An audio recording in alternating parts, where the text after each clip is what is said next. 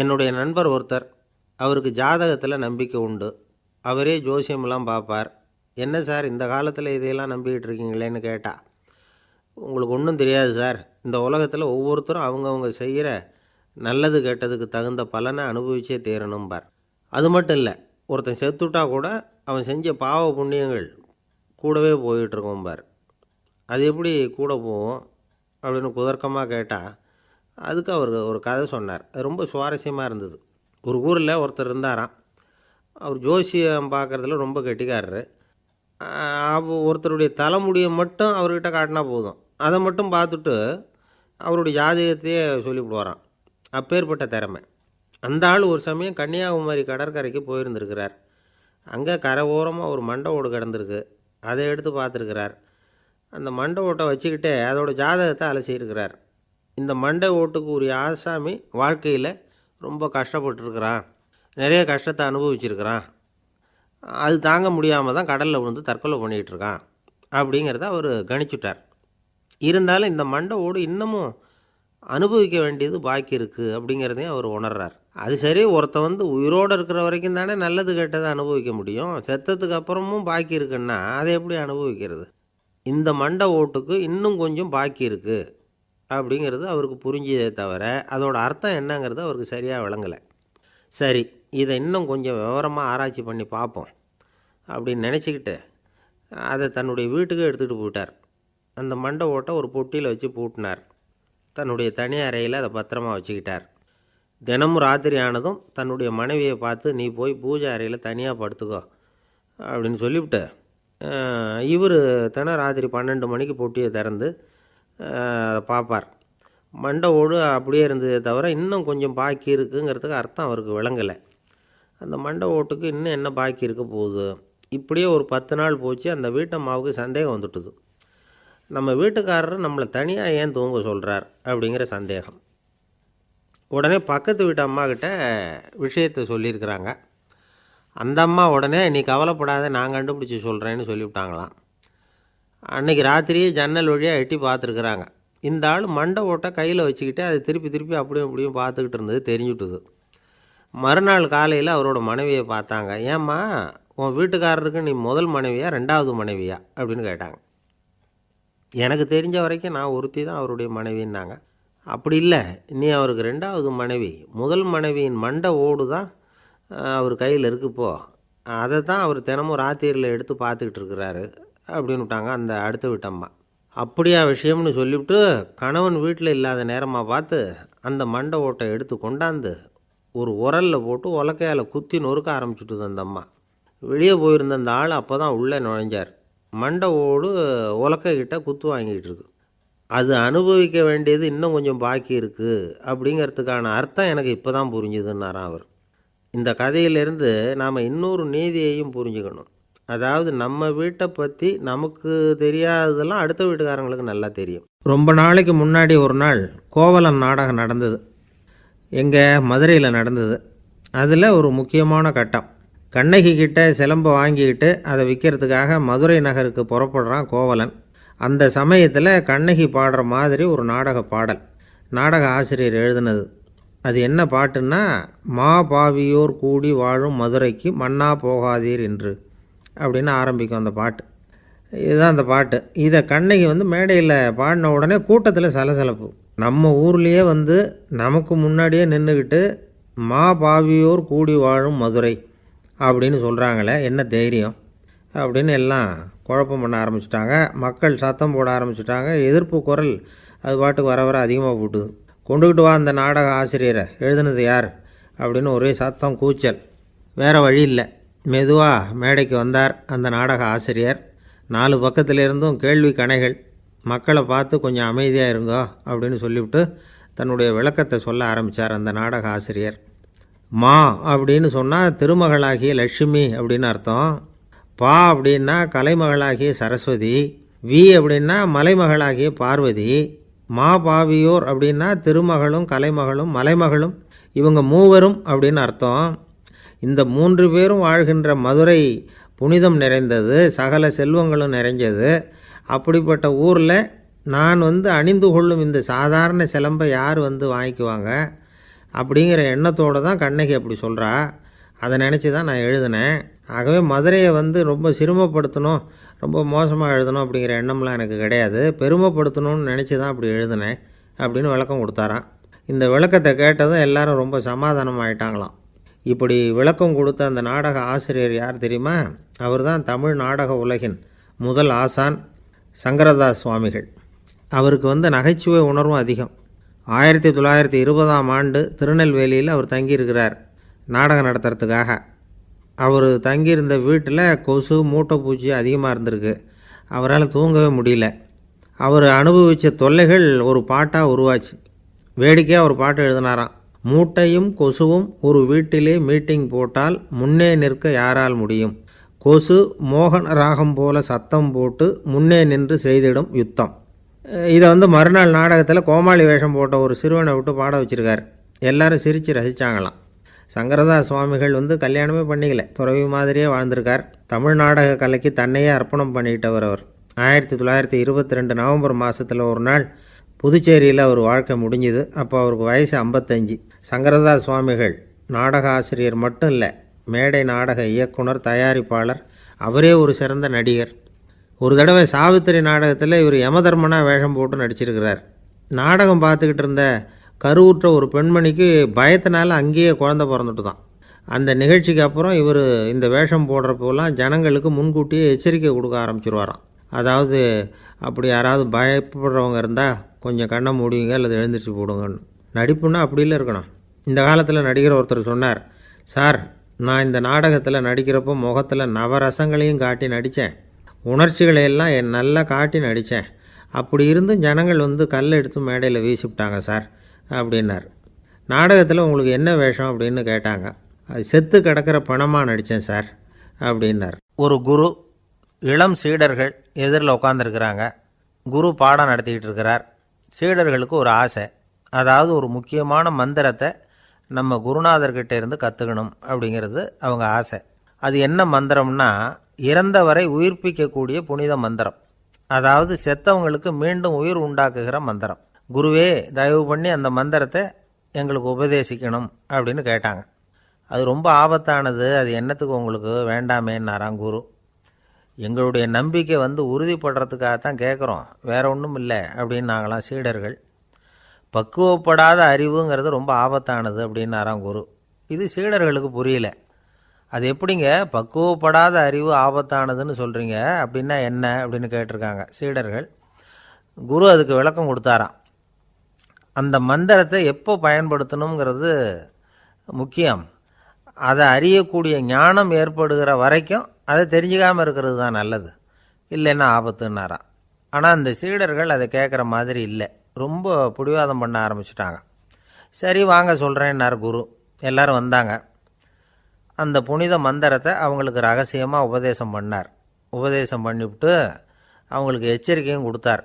இந்த மந்திரத்தை நல்லா ஆராய்ச்சி பார்த்ததுக்கு அப்புறம்தான் உச்சரிக்கணும், அவசரப்பட்டு எதுவும் செஞ்சிடக்கூடாது அப்படின்னு ஒரு தடவைக்கு பல தடவை எச்சரிக்கை கொடுத்தார். சரின்னு சொல்லிவிட்டு அவங்கெல்லாம் மந்திரத்தை கற்றுக்கிட்டு எழுந்திரிச்சு போயிட்டாங்க. ஒரு நாள் அந்த சீடர்கள் எல்லாம் மணற்பாங்கான இடத்துல அப்படியே நடந்து போயிட்டுருக்கிறாங்க. ஒரு பாலைவன பகுதி மாதிரி ஒரு இடம். அங்கே ஒரு இடத்துல எலும்புகள் குவியலாக கிடந்தது. உடனே இந்த சீடர்கள் முன்ன பின்ன யோசிக்காமல், தியானமும் பண்ணாமல், அந்த மந்திரத்தோட பயனை சோதித்து பார்க்கணும் அப்படின்னு நினச்சிக்கிட்டு அந்த மந்திரத்தை உச்சரிக்க ஆரம்பிச்சிட்டாங்க. அவ்வளோதான். உடனே என்னாச்சு தெரியுமா? அந்த எலும்புகள் எல்லாம் ஓநாய்களாக மாறி அவங்கள துரத்த ஆரம்பிச்சுட்டுது. சீடர்கள் எல்லாம் தலைதெறிக்க ஓட ஆரம்பிச்சிட்டாங்க. ஓநாய்களும் விடலை, அவங்கள துரத்தி பிடிச்சி கடித்து கொதற ஆரம்பிச்சுட்டுது. அப்போ தான் அந்த சீடர்களுக்கு குரு சொன்ன அறிவுரையோட அர்த்தம் புரிஞ்சுது. பக்குவப்படாத அறிவு ஆபத்தானது அப்படிங்கிறது. அதனால் இதிலேருந்து நாம் தெரிஞ்சுக்க வேண்டியது என்னென்னா, நாம் நம்ம அறிவை வளர்த்துக்கிட்டால் மட்டும் போதாது, அந்த அறிவை எப்போ எப்படி பயன்படுத்தணும் அப்படிங்கிற பக்குவமும் நமக்கு வரணும். அப்போ தான் வாழ்க்கை நல்லபடியாக அமையும், இல்லைன்னா இடைஞ்சல் தான். இந்த காலத்தில் சில சின்ன பிள்ளைங்களுக்கே அறிவு ரொம்ப பக்குவப்பட்டிருக்குங்கிறத உணர முடியுது. ஒரு சின்ன பையன் பள்ளிக்கூடத்தில் மார்க் லிஸ்ட்டு கொடுத்தாங்க, வாங்கிக்கிட்டு அவசரமாக வீட்டுக்கு ஓடினான். எதிரில் வந்த ஒருத்தர் கேட்டார், என்ன அவசரம், ஏன் இப்படி வேகமாக ஓடுறேன்னார். எங்கள் அம்மா கிட்ட அடி வாங்கணும், அதுக்காக தான் ஓடுறேன்னா. அடி வாங்கிறதுக்கா இவ்வளவு அவசரம்னார் அவர். அப்படி இல்லைங்க, நான் போகிறதுக்குள்ளே எங்கள் அப்பா வீட்டுக்கு வந்துட்டாருன்னா அவர்கிட்ட அடி வாங்க வேண்டியிருக்கும். அதை அவாய்ட் பண்ணுறதுக்காக இப்படி ஓடுறேன் அப்படின்னு நானான் அந்த பையன். ஒரு காடு, நல்ல மரம்லாம் செழிச்சு இருந்தது. அப்படிப்பட்ட காட்டில் ஒரு சாது இருந்தார். அவர் எப்படின்னா எப்பவும் ஒரு மரத்தடியில் உட்காந்துருப்பார். ஏன்னா அவருடைய இருப்பிடமே அதுதான். அவர் என்ன பண்ணுவார், 3 கல் வச்சுருந்தார். செங்கல் மாதிரி இருக்கும், ஆனால் அதை விட கொஞ்சம் பெருசாக இருக்கும். எதுக்கு அந்த 3 கல்லுன்னா அதுதான் அவருடைய படுக்கை. அதாவது தூங்குறப்ப ஒரு கல்லை தலைக்கு கீழே வச்சுக்குவார், இன்னொரு கல்லை இடுப்புக்கு கீழே வச்சுக்குவார், இன்னொரு கல்லை காலுக்கு கீழே வச்சுக்குவார். உடம்பை அப்படியே ஒரு தகட்டால் மூடிக்குவார், அப்படியே தூங்கி போடுவார். மழை பெய்யுதுன்னு வச்சுங்க, அவர் உடம்பு 3 கல் மேலே இருக்குதா, அதனால் தண்ணி அடியில் ஓடி போடும், உடம்பு நனையாது. மேலே தகடு இருக்கிறதுனால மழையும் உடம்புல படாது. அவர் தூக்கமும் கெடாது, நிம்மதியாக தூங்குவார். பகலில் அந்த 3 கல்லையும் ஒரு சேர ஒரு அடுப்பு மாதிரி வச்சு அது மேலே உட்காந்துக்குவார். அதனால் பாம்பு பூச்சி எதுவும் அவரை தொந்தரவு பண்ணுறதில்ல, அது பாட்டுக்கு நகர்ந்து போயிடும். அவர் பாட்டுக்கு நிம்மதியாக இருப்பார். யாராவது எதையாவது கொண்டுகிட்டு கொடுத்தா அதை வாங்கி சாப்பிடுவார், அவ்வளவுதான். ஒரு நாள் அந்த நாட்டு அரசன் காட்டுக்கு வேட்டையாட வந்தான். அந்த வழியாக வந்தப்போ இந்த சாது படுத்துருக்கிறத பார்த்தான், பரிதாபப்பட்டான். ஐயோ பாவம், இவர் இப்படி இந்த கல் மேலே உடம்பை வச்சுக்கிட்டு தூங்குறாரே, என்ன பாடுபடுவார். இவரை நாம் அரண்மனைக்கு அழைச்சிட்டு போய் சுகமாக நிம்மதியாக இருக்கிறதுக்கு வழி செஞ்சு கொடுப்போம், அது ரொம்ப நல்லாயிருக்கும் அப்படின்னு நினச்சான். அப்படி நினச்சிக்கிட்டே அரண்மனைக்கு வந்துட்டான். அதுக்கப்புறம் ஒரு பல்லக்கையும் 2 சேவகர்களையும் காட்டுக்கு அனுப்பி அந்த சாதுவை மெதுவாக இங்கே அழைச்சிட்டு வந்துடுங்க அப்படின்னு சொல்லி அனுப்பி வச்சான். இவங்க போய் அவர்கிட்ட விவரத்தை சொன்னாங்க. எனக்கு என்னத்துக்கு அரண்மனை வாசம் அப்படின்னார். இருந்தாலும் மன்னர் உத்தரவு, நீங்கள் அவசியம் வரணும் அப்படின்னாங்க இவங்க. சரின்னு சொல்லிவிட்டு வேறு வழி இல்லாமல் புறப்பட்டார். புறப்படும் பொழுது என்ன பண்ணார்னா, மறக்காமல் அந்த 3 கல் ஒரு தகடு அதையும் எடுத்து பல்லக்கில் வச்சுக்கிட்டார். என்னத்துக்கு இதையெல்லாம் எடுத்து வைக்கிறாரு அப்படின்னு சொல்லி அவங்க யோசனை பண்ணாங்க. இருந்தாலும் அதை பற்றி ஒன்றும் கேட்கல. பேசாமல் அவரை அழைச்சிட்டு போய் அரண்மனையில் விட்டுட்டாங்க.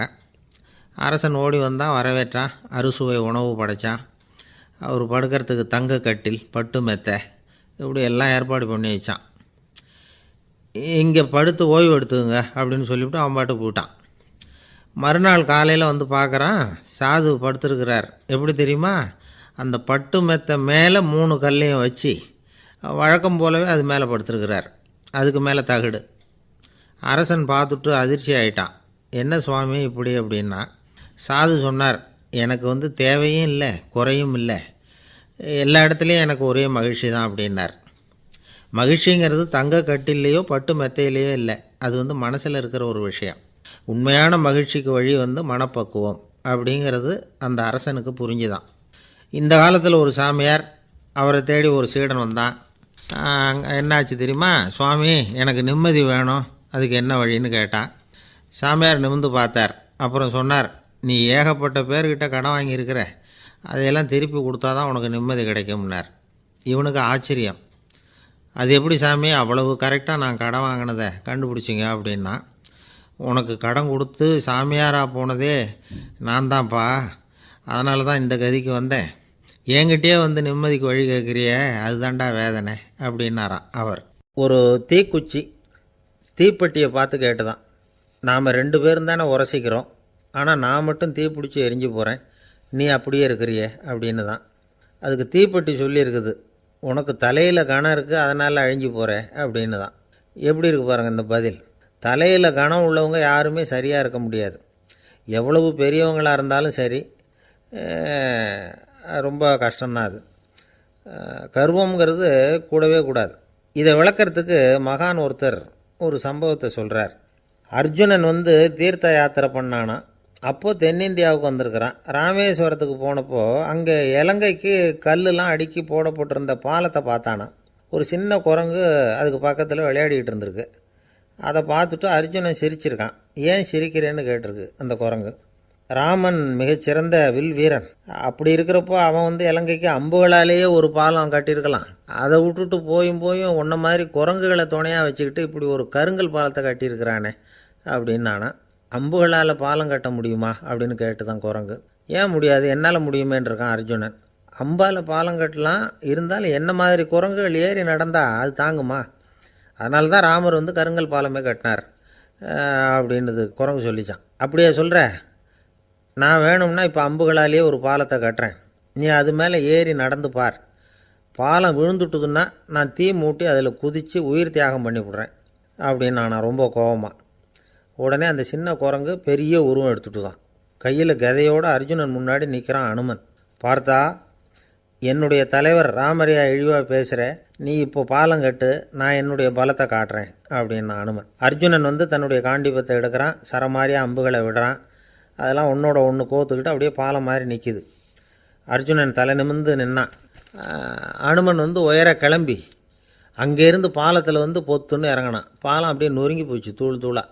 என்ன அர்ஜுனா, இப்போ என்ன செய்ய போகிற அப்படின்னு நான் ஏளனமா. அர்ஜுனன் தலையை தொங்க போட்டுக்கிட்டான். சொன்னபடி தீ மூட்டி அதில் குதிக்கிறதுக்காக 3 தடவை சுற்றி வந்தான். அப்போது கிருஷ்ணர் அங்கே வந்தார். என்ன அர்ஜுனா, என்ன நடக்குது, என்ன இது அப்படின்னு ஒன்றும் தெரியாத மாதிரி கேட்டார். அர்ஜுனன் வாயை திறக்கிறதுக்கு முன்னாடி அனுமன் வாயை திறந்தான், நடந்ததை சொன்னான். அர்ஜுனன் சவால் விட்டபடி உயிர் திறந்தே ஆகணும்னா அனுமன். கிருஷ்ணர் யோசனை பண்ணார். நல்லது, இந்த சவால் விட்டதுக்கும் நடந்ததுக்கும் யார் சாட்சி? பெரியவர் ஒருத்தரை சாட்சியாக வச்சுக்கிட்டல்லவா நீங்கள் இந்த போட்டியை நடத்தியிருக்கணும் அப்படின்னார். அதனால் என்ன, இப்போ மறுபடியும் அந்த போட்டியை நடத்திவிட்டா போச்சு, என்னால் அந்த அம்பு பாலத்தை நொறுக்க முடியாதா அப்படின்னு அனுமன். சரி, இப்போ மறுபடியும் அது நடக்கட்டும்னார் கிருஷ்ணர். அர்ஜுனன் அம்பு பாலம் அமைச்சான். அனுமன் ஏறி குதிச்சான். பாலம் அசைஞ்சு கொடுக்கவே இல்லை, அவ்வளோ உறுதியாக இருக்குது. இப்போ அனுமன் தலையை குனிஞ்சிக்கிட்டான். அர்ஜுனன் நன்றியோடு நிமிர்ந்து பார்த்தான். கிருஷ்ணருடைய தோள்கள்லேயும் முதுகள்லேயும் ரத்தம். என்ன சுவாமி, என்ன நடந்ததுன்னு நான் பதறி போய், உன் அம்பு பாலத்தை நான் தான் முட்டு கொடுத்து தாங்கிக்கிட்டு இருந்தேன். அனுமன் குதித்தப்போ என் மேலே ஏற்பட்ட காயங்கள் இவை. பின்ன உன்னுடைய அம்பு பலத்தினாலேயா பாலம் நின்றுதுன்னு நினைக்கிற அப்படின்னாரான். முதல்ல வந்து அர்ஜுனன் அப்புறம் அனுமன் 2 பேருக்குமே கர்வ பங்கம் ஆகிட்டு தான். அதாவது அவங்கக்கிட்ட இருந்த கர்வம் போயிட்டுது. யாராக இருந்தாலும் கர்வம் கூடாதுங்கிறத இதிலேருந்து நாம் புரிஞ்சுக்கணும். இந்த காலத்தில் நாமெல்லாம் எந்த விஷயத்துக்கெல்லாம் கர்வப்பட்டுருக்கோம் தெரியுமா? 2 பெண்கள் தங்களுடைய கணவன்மார்களை பற்றி ரொம்ப பெருமையாக பேசிக்கிட்டாங்களாம். அதில் ஒரு அம்மா சொல்லியிருக்கு, என் வீட்டுக்காரர்கிட்ட எந்த சப்ஜெக்ட் கொடுத்தாலும் சரி அந்த விஷயத்தை பற்றி அழகாக 1 மணி நேரம் பேசுவார் அப்படின்னாங்களாம். உடனே இன்னொரு அம்மா, அது என்ன பிரமாதம், என் வீட்டுக்காரருக்கு சப்ஜெக்டே தேவையில்லை, விஷயமே இல்லாமல் நாள் பூரா பேசிக்கிட்டு இருப்பார் அப்படின்னாங்களாம். நம்பிக்கை இல்லைன்னா இந்த உலகத்தில் நாம் வந்து நடமாடவே முடியாது. அவநம்பிக்கையோடு இருந்துக்கிட்டு இருந்தால் என்றைக்கும் அவஸ்தை தான். நாம் நம்புறது நடக்குதோ இல்லையோ அது வேறு விஷயம். ஆனால் எதையும் நம்பி தான் நாம் அடி வைக்க வேண்டியிருக்கு. வேறு ஒன்றும் வேணாம், ஒரு லாட்ரி சீட்டு வாங்குகிறோம், அது எங்கே நமக்கு விழப்போகுது அப்படிங்கிற அவநம்பிக்கையோடவா வாங்குகிறோம்? பரிசு நமக்கு தான் அப்படிங்கிற நம்பிக்கை உள்ளூர இருக்கிறதுனால தான் அதை வாங்குகிறோம். இருந்தாலும் முடிவு வேறு மாதிரி ஆகிடுது. அதுக்காக மனசு சோர்ந்து போகிறதில்ல, அடுத்த மாதமும் சீட்டு வாங்குகிறோம். இந்த நம்பிக்கை தான் மனித வாழ்க்கைக்கு ஆதாரம். ஒரு கடையில் போய் டீ சாப்பிட்றீங்க, அந்த டீ நல்ல டீ தானா, அதில் விஷம் கலந்துருக்குமா அப்படிங்கிற சந்தேகம் வந்துட்டுதுன்னு வச்சுங்க. அதுக்கப்புறம் அதை எப்படி நீங்கள் சாப்பிட முடியும்? நம்பி தான் சாப்பிட்ணும். ரயில் ஒழுங்காக போய் சேருங்கிற நம்பிக்கை இருக்கிறதுனால தான் அதில் ஏறி உட்காடுறோம். லெட்டர் ஒழுங்காக போய் சேருங்கிற நம்பிக்கை இருக்கிறதுனால தான் பெட்டியில் போடுறோம். சரி, நம்ம கதையெல்லாம் நம்மளோட இருக்கட்டும். மனித நம்பிக்கை வந்து எந்த அளவுக்கு உறுதியாகவும் அறிவுபூர்வமாகவும் இருக்கணுங்கிறதுக்கு அலெக்சாண்டர் வாழ்க்கையில் நடந்த ஒரு சம்பவத்தை உதாரணமாக சொல்லலாம். இந்த உலகத்தையே ஜெயிக்கணும்னு புறப்பட்டார் அலெக்சாண்டர். ஒரு கட்டத்தில் அவர் சிட்னஸ் நதி கரைக்கு வந்து சேர்ந்தார். அந்த சமயத்தில் அவருக்கு கடுமையான நோய் வந்துட்டுது. அவர் கூடவே வந்திருந்த கிரேக்க வைத்தியர்கள் என்னென்னமோ முயற்சியெல்லாம் பண்ணி பார்த்தாங்க. இருந்தாலும் அலெக்சாண்டருக்கு வந்திருக்கிறது என்ன நோய்ங்கிறத அவங்களால கண்டுபிடிக்க முடியல. ஏன்னா அந்த பகுதியில் உள்ளவங்களுக்கு மட்டுமே அதிகமாக வரக்கூடிய ஒரு வினோதமான நோயாக இருந்தது அது.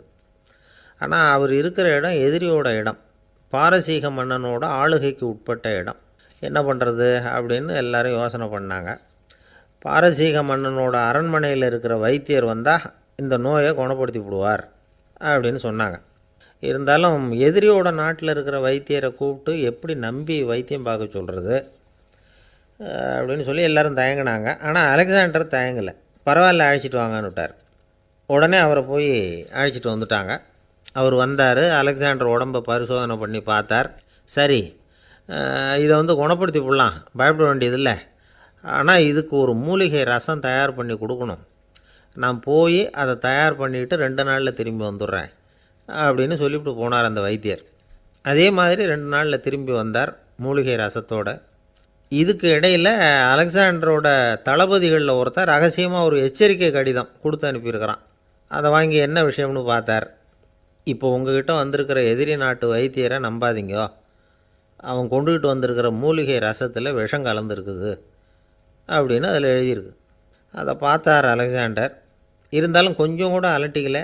வைத்தியர் கொடுத்த மருந்தை வாங்கி கடகடன்னு குடிச்சுட்டு அதுக்கப்புறம் அந்த கடிதத்தில் இருந்த விஷயத்தை அந்த வைத்தியர்கிட்ட சொன்னார். வைத்தியர் திகைச்சு போயிட்டார். தன் மேலே அலெக்சாண்டர் வச்சுருக்கிற நம்பிக்கையை பார்த்து அவருக்கு ரொம்ப வியப்பு.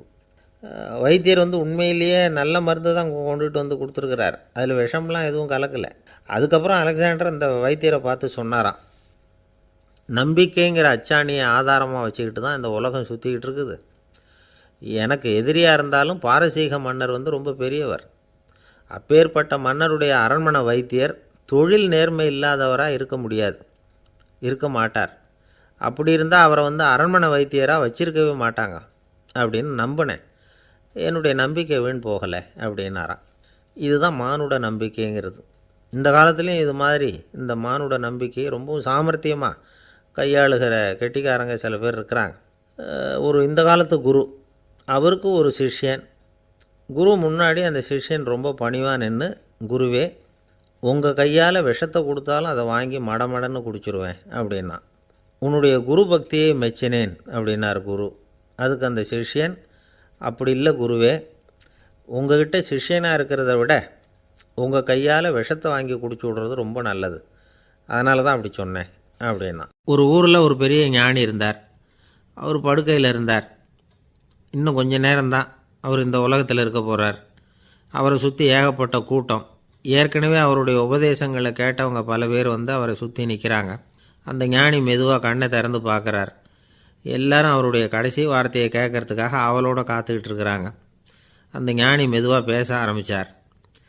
நான் என்னுடைய வாழ்நாள் பூராவும் உங்களுக்கு நிறைய போதனைகள் சொல்லிக்கிட்டு இருக்கிறேன். பேரானந்தம், மகிழ்ச்சி, தியானத்தன்மை, இதை பற்றியெல்லாம் சொல்லியிருக்கிறேன்.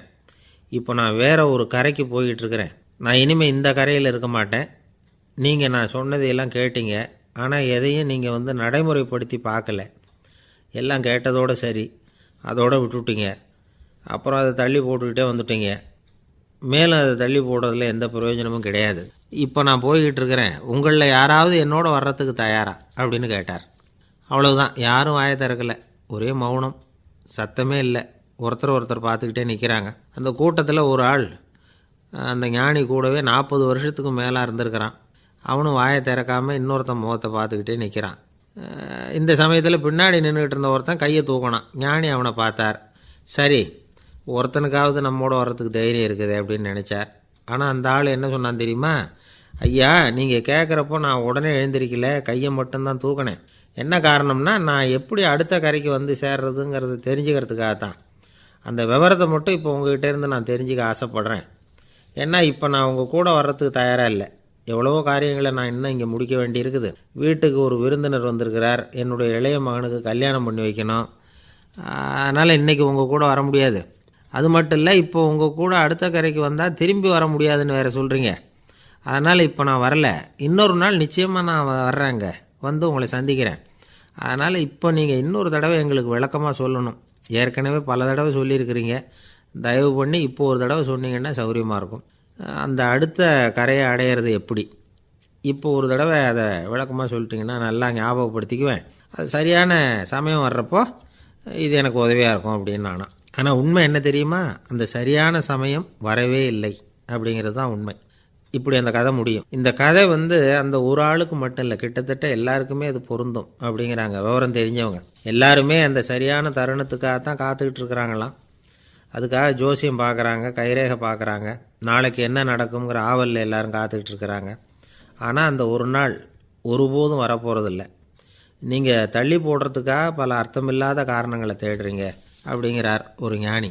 காத்திருக்கிறதுலேயே நம்ம காலம் ஓடி போயிடுது. ஏன்னா இன்றைக்கி நாம் சிந்திக்கிறது நாளைக்கு நாம் சிந்திக்கிறது இல்லை. ஒவ்வொரு நாளும் ஒவ்வொரு மாதிரி போயிடுது. நாளைக்கு மறுநாளை பற்றியே சிந்திக்கிறோம். இப்படியே அது பாட்டுக்கு போயிடும். கரையை தொட்டு பார்க்குறது எப்போ? இதுதான் கேள்வி. நமக்கு வேண்டியப்பட்ட ஒருத்தர் ஒரு ரயில்வே பிளாட்ஃபாரத்தில் நின்றுட்டு இருக்கிறார். அங்கே இருக்கிறவங்ககிட்ட கேட்குறாராம், விசாரிக்கிறார், ஏங்க கிழக்க போகிற ரயில் போயிட்டுதுங்களான்னாராம். போயிட்டுதுன்னு இருக்கிறாங்க. கொஞ்ச நேரம் கழித்து ஏங்க மேற்க போகிற ரயில் போயிட்டுதுங்களான்னு கேட்டிருக்காரு. போயிட்டுதுங்களான்ருக்காங்க. அப்புறம் கொஞ்சம் நேரம் கழித்து மறுபடியும் ஏங்க 10:30 மணி வண்டி போட்டுதான்னு கேட்டிருக்கார். தொடர்ந்து காலையிலேருந்து சாயந்தரம் வரைக்கும் இப்படி ஒரே இடத்துல நின்றுட்டு கேட்டுக்கிட்டே இருக்கிறார். இதை பார்த்துக்கிட்டு இருந்த ஒருத்தர் அவர்கிட்ட வந்து, ஏங்க நீங்கள் எங்கே போகணும் அப்படின்னு கேட்டாராம். இவர் மெதுவாக சொன்னாராம், இந்த ரயில்வே லைனை தாண்டி அந்த பக்கம் போகணும் அப்படின்னாராம். ஒரு நண்பர் அவர்கிட்ட பேசிக்கிட்டு இருந்தேன். மனித உறவுகள் பற்றி அவர் சொல்லிகிட்டு இருந்தார். அமெரிக்காவில் தந்தை மகன் உறவு எப்படி இருக்குது அப்படிங்கிறத விளக்கிறதுக்கு அவர் ஒரு கதையை சொன்னார். ஒரு அப்பா பகல் பூராவும் அலுவலகத்தில் வேலை, ஓடி ஆடி உழைச்சிக்கிட்டு களைச்சி போய் ராத்திரி 10 மணிக்கு மேலே வீடு திரும்பினான். வீட்டு வாசலில் அவரோட மகன் காத்துக்கிட்டு இருக்கிறான். இன்னமும் தூங்கலை. அப்பாவை வாசல்லையே தடுத்து நிறுத்தி, அப்பா உனக்கு சம்பளம் எவ்வளவு அப்படின்னு கேட்குறான். ஏற்கனவே ஆஃபீஸு பிரச்சனைகளால் அலுத்து போய் திரும்புகிற அப்பாவுக்கு கோவம் வந்துடுது. என்னடா இப்படிலாம் கேளுன்னு உங்கள் அம்மா உனக்கு சொல்லி கொடுத்தாளா அப்படின்னு சொல்லிவிட்டு உள்ளே போய் சட்டையை கட்டி மாட்டிவிட்டு குளிச்சுவிட்டு மறுபடியும் வெளியில் வந்து உடையை மாற்றுகிற சமயம் அப்போ மறுபடியும் மகன் உள்ளே வந்து நிற்கிறான் அவர் முன்னாடியே. அப்பா உனக்கு எவ்வளவு சம்பளங்கிறான் மறுபடியும். அப்பாவுக்கு எரிச்சல் அதிகமாகிட்டுது. மணிக்கு $20 போதுமா அப்படின்னார். அப்படின்னா எனக்கு ஒரு $10 தர முடியுமான்னா மகன். இதுக்கு தான் என் சம்பளம் எவ்வளவுன்னு கேட்டியா? 2ஆம் வகுப்பு படிக்கிற உனக்கு எதுக்குடா $10 அப்படின்னு கத்திவிட்டு தொலைக்காட்சி பெட்டியின் முன்னாடி போய் உட்காந்துக்கிட்டு ஏதோ நிகழ்ச்சியை பார்க்க ஆரம்பிச்சிட்டார். கொஞ்ச நேரம் கழித்து மறுபடியும் மகன் வந்து நிற்கிறான். அப்பா ப்ளீஸ் எனக்கு ஒரு $10 கொடுக்க முடியுமா? மகனுடைய கண்களில் கண்ணீர். என்னடா அவன் கண்ணீரை காட்டி காரியம் சாதிக்கலாம்னு பார்க்குறியா? ஒரு காசு கூட கொடுக்க மாட்டான் போ அப்படின்னு விரட்டி விட்டான். மகன் கண்ணீரை தொடச்சிக்கிட்டே கண்ணை தொடச்சிக்கிட்டு பேசாமல் போய் படுத்துக்கிட்டானான். கொஞ்ச நேரம் ஆச்சு. அப்பாவோட கோபம் கொஞ்சம் கொஞ்சமாக குறைஞ்சிது. பிள்ளைகிட்ட கோபமாக கத்துனது தப்பு தாங்கிறது புரிஞ்சுது அவனுக்கு. எழுந்திரிச்சு போனான், படுக்கை இறக்கி போனான். மகனை பார்த்தான். அவன் தலையணையை கட்டி பிடிச்சிக்கிட்டு அழுதுகிட்டு இருக்கிறான். அவனை மெல்ல நெருங்கி அவங்ககிட்ட எதமாக பேசுகிறதுக்கு ஆரம்பித்தானான். எதுக்குடா உனக்கு $10 பள்ளிக்கூடத்தில் கேட்டாங்களா அப்படின்னு கேட்டானான். மகன் சொல்லியிருக்கான், இல்லை டாடி, உனக்கு 1 மணி நேரம் சம்பளம் $20ன்னு சொன்னேன். நீ ஏற்கனவே எனக்கு கொடுத்த பாக்கெட் மணி $10 என்கிட்ட இருக்குது. இப்போ நீ இன்னொரு $10 கொடுத்தீங்கன்னா அதையும் சேர்த்து $20 ஆகிடும். அந்த $20 நான் உனக்கு கொடுத்துருவேன். அப்படி கொடுத்தா நீ என் கூட 1 மணி நேரம் செலவழிப்ப இல்லையா? அதுக்காக தான் $10 கேட்டேன் அப்படின்னு சொன்னானான். அந்த அப்பா கண்ணு கலங்கி போச்சான். ஆதரவோடு தன்னுடைய மகனை கட்டி பிடிச்சி அழ ஆரம்பிச்சிட்டாராம். இதுதான் நண்பர் சொன்ன கதை. அமெரிக்கா மட்டும் இல்லை, உலகம் பூராவும் இன்றைக்கி மனித உறவுகள் இப்படி தான் மாறிட்டுருக்கு. பெரியவர்கள் அறிவுரை என்ன தெரியுமா? உங்கள் குழந்தைகளிடமிருந்து குழந்தை பருவத்தை பிரித்து விடாதீர்கள் அப்படிங்கிறது தான். அதாவது இன்றைய குழந்தைகள் தங்கள் பிருந்தாவனத்தை இழந்து விடுகிறார்கள் அப்படிங்கிறது அவங்களுடைய கருத்து. இந்த நிலைக்கு நாம் காரணமாக இருந்துடக்கூடாது. குழந்தைகளோட விளையாடுவோம், குடும்பத்தோடு உறவாடுவோம் அப்படிங்கிறது தான் நம்முடைய நோக்கமாக இருக்கணும். இன்றைய உறவு முறைக்கு இன்னொரு உதாரணம் சொல்லுவாங்க. ஒருத்தர் வந்தாராம். அவர் பக்கத்தில் ஒரு சின்ன பையன். நாம் அவரை விசாரிக்கிறோம், யார் இந்த பையன் அப்படின்னா அவர் சொல்கிறார், இவன் எனக்கு தூரத்து உறவு அப்படின்னாராம். இந்த தூரத்து உறவுன்னா எப்படின்னு இருக்கான். இதுக்கு அவன் சொல்லியிருக்கிறான், இவன் எங்கள் அப்பாவுக்கு 8வது புள்ள அப்படின்னானான். ஒரு ஆசாமி வேகமாக ஓடிக்கிட்டு இருந்தான். ஏன் இப்படி ஓடுறேன்னு கேட்டார் இன்னொருத்தர். அங்கே ஒரு ஆள் அடிபட்டு கிடக்கிறான், அதை பார்த்தேன், உடனே ஓடுறேன்னா. எங்கேன்னு கேட்டார். ஆஸ்பத்திரிக்குன்னா. ஒரு ஆள் அடிபட்டு கிடக்கிறத பார்த்தா உடனடியாக நாம் செய்ய வேண்டியது முதல் உதவி, அதுக்கப்புறம் தான் ஆஸ்பத்திரி. இன்றைக்கி விபத்துங்கிறது சர்வசாதாரணமாக நடந்துக்கிட்டு இருக்குது. வாகன விபத்து, வெடிகுண்டு விபத்து, தீ விபத்து, கட்டடம் சரியறது, பூகம்பம், இப்படி நிறைய நடக்குது. ஒரு விபத்தை பார்த்துட்டா நம்மளில் பல பேர் நமக்கு என்னத்துக்கு வம்புன்னு ஒதுங்கி போயிடுறதும் உண்டு. சில பேர் துணிஞ்சு கிட்ட போய் உதவி செய்கிறதும் உண்டு. அப்படி உதவி செய்ய நினைக்கிறவங்களுக்கு உபயோகப்படுற தகவல் இது. விபத்தில் காயமடைஞ்சவங்களை 3 பிரிவாக பிரிக்கலாமா. முதல் வகை கொஞ்சம் சீரியஸானது, உயிருக்கு உடனே ஆபத்து தரக்கூடியது. மூளை காயம், முகம், கழுத்து காயங்கள், இருதயம், நுரையீரல் காயங்கள், வயத்தில் உள்ளுறுப்பு காயங்கள், அதிகப்படியான இரத்தப்போக்கு, இதனால எல்லாம் பாதிக்கப்பட்டிருந்தால் அது முதல் வகை. அப்படின்னு நாமளே மனசுக்குள்ளே முடிவு பண்ணிக்கணும். இவங்களுக்கெல்லாம் உடனடியாக முதல் உதவி கொடுக்கணும். தாமதப்படுத்தாமல் ஆஸ்பத்திரிக்கு கொண்டுகிட்டு போயிடணும். இப்படி கொஞ்சம் எச்சரிக்கையாக நடந்துக்கிட்டால் அவங்களில் பல பேரை காப்பாற்றி போடலாம். ரெண்டாவது வகை எப்படின்னா, முதல் உதவி விரைவாக கிடைச்சா உயிர் பிழைக்கக்கூடிய மார்பு காயங்கள், கைகால் எலும்பு முறிவு, இடுப்பு முதுகெலும்பு காயம், சீரான இரத்த சேதம், இப்படிப்பட்டவங்களை ரெண்டாவது வகையாக பிரிக்கணும். ஆபத்து இல்லாத சிராய்ப்புகள், சிறு காயங்கள், இரத்த உறைவுகள், இதனால் பாதிக்கப்படுறவங்க மூணாவது வகை. ஒருத்தர் தலையில் அடிபட்டு நினைவு விழுந்துட்டார்னு வச்சுங்க, அவருக்கு வாந்தி வர்றதுனால புறையேறி மூச்சு அடைப்பு உண்டாகும். இப்படி ஆகாமல் இருக்கிறதுக்காக தலையை ஒரு பக்கமாக சாய்ச்சி வைக்கலாம். நாடி துடிப்பையும் இதய துடிப்பையும் தொட்டு பார்க்கணும். அது குறைஞ்சிருந்தாலும் சரி, நின்று இருந்தாலும் சரி, அவர் மார்பை நிமிஷத்துக்கு 80 தடவை உள்ளங்கையால் அழுத்தி இதய துடிப்பை மீட்கிறதுக்கு உதவி பண்ணணும். கழுத்தில் காயம்பட்டாலும் ஆபத்து அதிகம். கழுத்துக்கு அடியில் ஒரு துண்டை மடித்து வைக்கலாம். 2 பக்கமும் சின்ன தலையணை அல்லது துணி மடிப்புகளை வச்சு கழுத்தை அதிகமாக அசையாமல் பார்த்துக்கலாம். முதுகெலும்பு முறிஞ்சிருக்குமோ அப்படிங்கிற சந்தேகம் இருந்ததுன்னா அவரை அதிகமாக அசைய விடக்கூடாது. அதிகமாக அசைஞ்சால் தண்டு இடத்துல பாதிப்பு ஏற்பட்டு கைகால் விளங்காமல் போயிடும். அவரை ஒரு கனமான போர்வை இல்லைன்னா பாயில் படுக்க வச்சு 4 பேர் மெதுவாக தூக்கி மருத்துவ உதவிக்கு அனுப்பி வைக்கலாம். கையெலும்பு முறிஞ்சிருந்தால் முறிஞ்ச பாகத்தை உடம்போடு சேர்த்து அசையாமல் கட்டி போடலாம். கால் எலும்பு முறிஞ்சிருந்தால் மற்ற காலோடு சேர்த்து கட்டி போடலாம். முறிஞ்ச பாகம் தொங்காமல் பார்த்துக்கணும். அப்போ தான் வீக்கம் உண்டாகாமல் இருக்கும். வெட்டு காயம், குண்டடிப்பட்ட காயம், இதிலெல்லாம் ரத்தப்போக்கு அதிகமாக இருக்கும். ரத்தம் வெளியேற ஆபத்து அதிகம். சுத்தமான துணியை பல மடிப்புகளை மடித்து காயத்தின் மேலே வச்சு அழுத்தமாக ஒரு 10 நிமிஷம் பிடிச்சிக்கணும். ரத்தம் நின்ன உடனே காயத்துக்கு கட்டு போடலாம். சில சமயம் காயம்பட்ட பாகத்தை உயரமாக தூக்கி பிடிச்சிக்கிட்டா தான் ரத்த கசிவு நிற்கும். இந்த விவரங்களையெல்லாம் கொஞ்சம் மனசில் வாங்கி வச்சுக்கிட்டோம்னா சமயத்தில் உதவும். ஏன்னா இந்த காலத்தில் விபத்து எந்த ரூபத்தில் எப்போ வரும்னு யூகிக்கவே முடியல. நண்பர் ஒருத்தர் சொன்னார், நேற்றுக்கு பாருங்கள் சார், என் கண்ணு முன்னாடியே ஒரு சின்ன விபத்து நடந்ததுன்னார். என்னன்னு விசாரித்தோம். ஒரு பஸ்ஸில் வந்துக்கிட்டு இருந்தேன். அந்த பஸ்ஸில் பின்பக்கம் படி ஓரமாக நின்றுக்கிட்டு இருந்த ஒருத்தர் ரோட்டில் விழுந்துட்டார். டிரைவர் அதை கவனிக்கலை, நிறுத்தாமல் அவர் பாட்டுக்கு போகிறாருன்னார். கண்டக்டர் உடனே விசில் கொடுத்து பஸ்ஸை நிறுத்த வேண்டியது தானே அப்படின்னோம். அதுதான் சார் முடியாமல் போச்சுன்னார் அவர். ஏன்னு கேட்டாங்க. தவறி கீழே விழுந்ததே ஒரு சீன தேசத்து அரசர் இருந்தார். அவருக்கு வயசாயிட்டுது. அவருக்கு அடுத்தபடியாக அவருடைய புள்ள பட்டத்துக்கு வரணும், ஆட்சி பொறுப்பை ஏற்றுக்கணும். ஒரு நல்ல தலைவனுக்கு இருக்க வேண்டிய பண்புகள்லாம் தன்னுடைய மகனுக்கு இருக்கணும்னு விரும்பினார் அந்த அரசர். அதனால் இளவரசனை பக்கத்தில் இருந்த ஒரு குரு கிட்ட அனுப்புனார். இளவரசன் அவர்கிட்ட போய் சேர்ந்தான். அந்த குரு என்ன பண்ணார் தெரியுமா? இவனை பார்த்து சொன்னார், இதை பாருப்பா, நீ என்ன பண்ணுற, இப்போவே பக்கத்தில் இருக்கிற காட்டுக்கு போ, நடு காட்டில் போய் ஒரு இடத்துல உட்காந்துக்கோ. அங்கே என்னென்ன சத்தம்லாம் உன் காதில் விழுதுன்னு கவனித்து கேளு. உன் காதில் விழுந்த ஓசைகள் என்னென்னங்கிறத என்கிட்ட சொல்லு, அதுதான் எனக்கு தெரியணும், உனக்கு வேலையும் அதுதான் அப்படின்னு சொல்லி அனுப்பி வச்சுட்டார். இளவரசன் காட்டுக்கு போனான். குரு சொன்னபடியே ஒரு இடத்துல உட்காந்து கவனித்து கேட்டான். அதுக்கப்புறம் குருக்கிட்ட திரும்பி வந்தான். என்னென்ன சத்தம்லாம் கேட்ட அப்படின்னு கேட்டார் குரு. குருவே, காட்டில் நான் பறவைகள் சத்தம்லாம் கேட்டேன், மிருகங்களின் ஓசையையும் கேட்டேன், இதை தவிர இடி, மின்னல், மழை இதுகளோட சத்தத்தையும் கேட்டேன் அப்படின்னா. குரு யோசனை பண்ணார், நீ இன்னமும் சரியாக கேட்கல, அதனால் மறுபடியும் காட்டுக்கு போ, கொஞ்ச நாள் தங்கியிருந்து கேட்டுட்டு வா அப்படின்னார். இளவரசனுக்கு ஒன்றும் புரியல. இருந்தாலும் குருவின் கட்டளையாச்சே, மறுக்க முடியுமா? உடனே அவன் மறுபடியும் காட்டுக்கு போனான். ஒரு இடத்துல உட்காந்தான். கொஞ்ச நேரம் உன்னிப்பாக கவனித்து கேட்டான். சில நாள் கழித்து குருக்கிட்ட திரும்பி வந்தான். குருவே, இந்த தடவை சில துல்லியமான சத்தங்களையெல்லாம் கேட்டான். தேனீ பறக்கிற சத்தம், நீரோடையின் மெல்லிய ஓசை, இதெல்லாம் கேட்டேன்னா. குரு சிரித்தார். நீ மறுபடியும் காட்டுக்கு போ, இன்னும் சில நாள் அங்கே இரு, முழுமையாக கவனமாக கேட்டுக்கிட்டு வா அப்படின்னு சொல்லி அனுப்பி வச்சுட்டார்.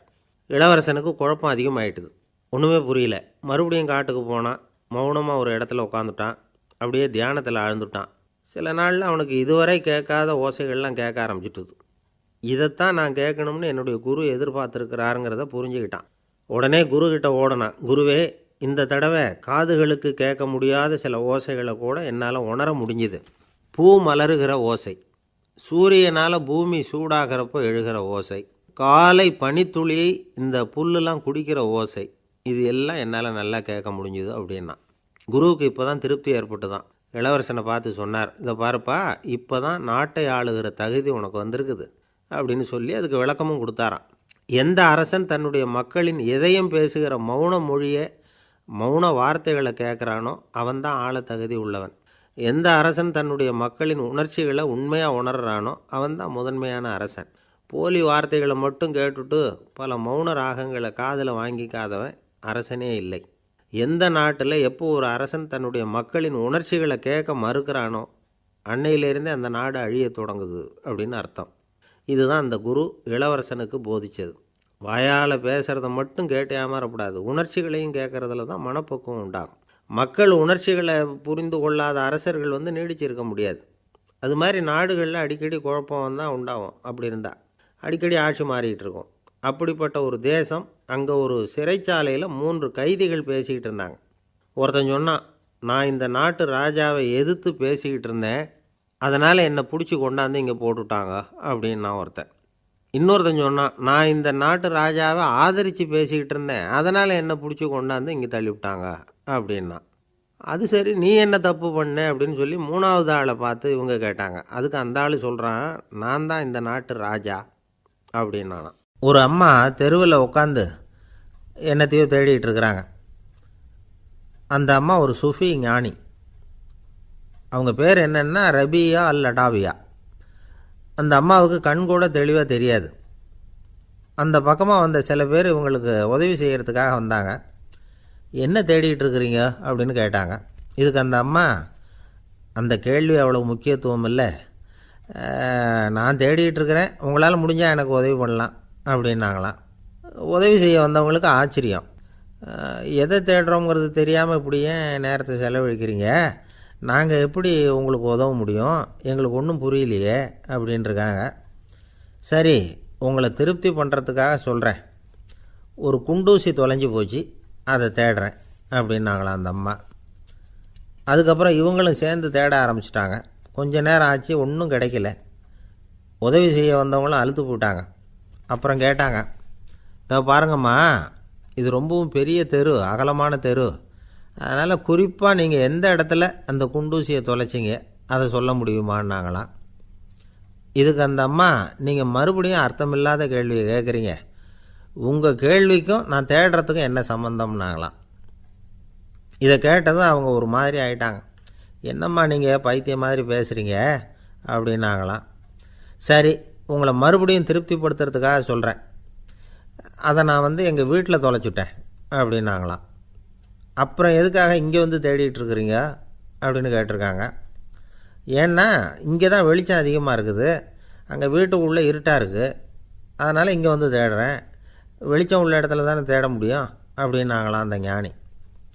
இந்த கதைக்கு என்ன அர்த்தங்கிறத பெரியவங்க சொல்கிறாங்க. அதாவது இந்த தேடுதல்ங்கிறது ஒரு வியாதி.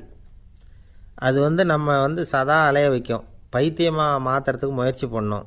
ஒரு காலம் அது நிறைவு அடையவே அடையாது. வாழ்வுங்கிறது ஒரு புரிந்து கொள்ள முடியாத சதா இயங்கி கொண்டிருக்கிற ஒரு செயல். அதுக்கு ஆரம்பமும் இல்லை, முடிவும் கிடையாது. எதையோ தேடணும் அப்படிங்கிற உந்துதல் நமக்குள்ளே இருக்கும், ஆனால் குறிப்பாக எதை தேடிட்டு இருக்கிறோம் அப்படிங்கிறது புரியாது. அப்படி ஏதாவது ஒன்றை தேடி அடைஞ்சிட்றோம்னு வச்சுக்கோங்க, உடனே ஒரு அதிருப்தி வந்துடும். அதனால் வாழ்க்கைங்கிறது சலிப்பு நிறைந்தது அப்படிங்கிற எண்ணத்தை உண்டாக்கிக்கிறோம். ஒன்று அடைஞ்சதுக்கு அப்புறம் இன்னொன்று தேட ஆரம்பிச்சிருவோம். ஆக இந்த தேடல்ங்கிறது நாம் ஒன்று அடைஞ்சாலும் அடையாவிட்டாலும் தொடர்ந்து நடந்துக்கிட்டு தான் இருக்கும். இதுக்கு முடிவே கிடையாது. இந்த உண்மையை நாம் நல்லா புரிஞ்சுக்கணும் அப்படிங்கிறது பெரியவங்களுடைய கருத்து. ஏழையும் தேடுறான், பணக்காரனும் தேடுறான், நோயாளியும் தேடுறான், நோய் இல்லாதவனும் தேடுறான், அதிகாரம் உள்ளவனும் தேடுறான், அதிகாரம் இல்லாதவனும் தேடுறான், முட்டாளும் தேடுறான், அறிவாளியும் தேடுறான். ஆனால் யாரும் இதை தான் தேடி சாதிக்க போகிறோம், இதுதான் முடிவு அப்படின்னு திட்டவட்டமாக சொன்னதில்லை. ஒன்று அடைஞ்சதும் இன்னொன்று தேட ஆரம்பிச்சிடுறாங்க, அவ்வளோதான். அதாவது உங்களின் தேடுபவர் உங்கள் உள்ளே தான் இருக்கிறார், அவரை தேடி கண்டுபிடியுங்கள். இதுதான் ஞானிகள் நமக்கு சொல்லுகிற ஒரு ஆலோசனை. நம்மால் ஒருத்தன் ஜெயிலில் இருந்தான். இன்னொரு கைதி அவனை பார்த்து கேட்டான், ஏன்பா உன்னை பார்க்குறதுக்கு வெளியிலேருந்து யாருமே இங்கே வர்றது இல்லையே, உனக்கு சொந்தக்காரங்களே கிடையாதா அப்படின்னு கேட்டானா. ஏன் இல்லை, எனக்கு சொந்தக்காரங்க நிறைய பேர் உண்டு, அவங்க என்னை பார்க்க வராததுக்கு காரணம் வேறு அப்படின்ட்டுருக்கான் இவன். என்ன காரணம்னு கேட்டான் அவன். அதுக்கு இவன் சொன்னானா, அதுக்கு என்ன காரணம்னா அவங்க எல்லாரும் இங்கே உள்ளேயே இருக்கிறாங்க, அப்படின்னு ஒருத்தர் ஒரு தவறு செஞ்சு விட்றாருன்னு வச்சுக்கோங்க. உடனே நீ செஞ்சது தவறு அப்படின்னு சொல்கிறது ஒரு வகை. அதுக்கு பதிலாக எது சரின்னு அவர் புரிந்து கொள்ள உதவி செய்கிறது இன்னொரு வகை. இந்த ரெண்டாவது வகை இருக்குது பாருங்கள், நிர்வாக இயலில் இது ரொம்ப முக்கியம். அலுவலகத்தில் வேலை பார்க்குற ஒருத்தர் முக்கியமாக தெரிஞ்சுக்க வேண்டியது என்ன தெரியுமா?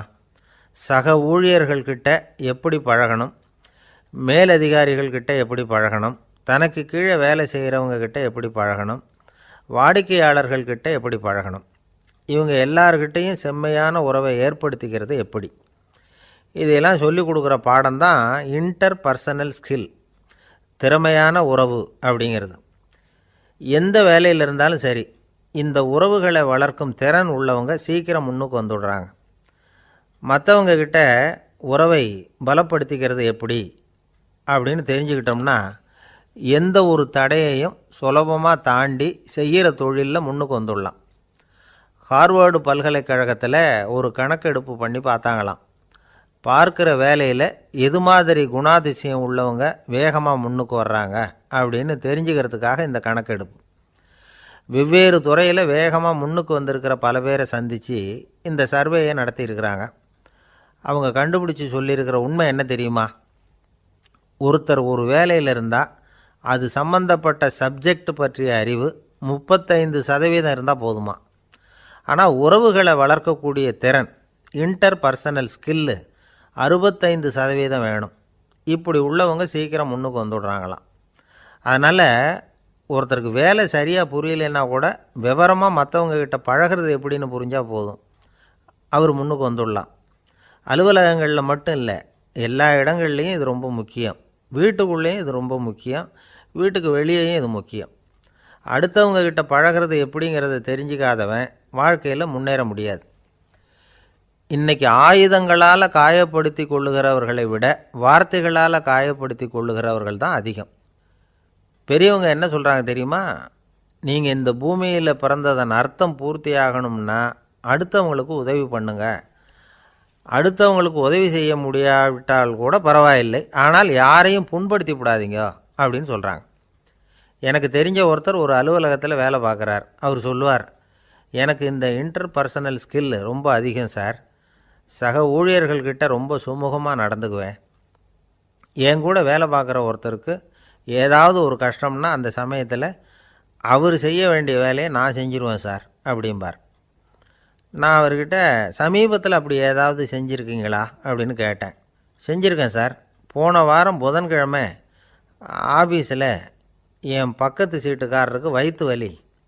உடனே நான் மெடிக்கல் லீவ் போட்டுவிட்டு எங்கள் வீட்டுக்கு போயிட்டேன் சார் அப்படின்னார். இந்த காலத்து புள்ள ஒருத்தன் தன்னோட அப்பாவை பார்த்து சொன்னான், அப்பா நான் உனக்கு உதவி செய்யலாம்னு நினைக்கிறேன், என்ன உதவி செய்யணும்னு சொல்லு அப்படின்னா.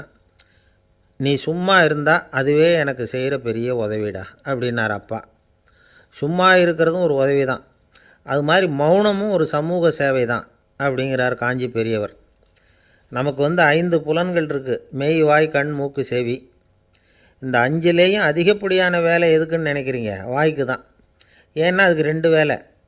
இப்போ கண்ணுக்கு பார்க்குறது மட்டும்தான் வேலை, காதுக்கு கேட்குறது மட்டும்தான் வேலை, மூக்குக்கு வாசனை அறியறது தான் வேலை, உடம்புக்கு உணர்றது மட்டும்தான் வேலை. ஆனால் வாய் அப்படி இல்லை, அதுக்கு 2 வேலை. சாப்பிட்றதும் அதுதான், பேசுகிறதும் அதுதான். அதாவது வாய் ஒன்று தான் கர்மேந்திரியமாகவும் இருக்குது, ஞானேந்திரியமாகவும் இருக்குது அப்படின்னு சொல்லுவாங்க. சாப்பாட்டில் உட்காந்தா எந்தெந்த ஆகாரம் என்னென்ன ருசின்னு அறிவிக்கிற வேலையும் செய்யுது. சபையில் உட்காந்தா பாடுறது, பேசுறது, சிரிக்கிறது, இது மாதிரியான வேலையும் செய்யுது. இன்னொரு வித்தியாசம், கண்ணு, காது, மூக்கெல்லாம் ஸ்ட்ரெயின் பண்ணிக்கிட்டு வேலை செய்கிறதில்ல. ஒரு ரோஜா பூ பார்த்தா உடனே மூக்கு அப்படியும் இப்படியும் அசைய ஆரம்பிக்கிறதில்ல.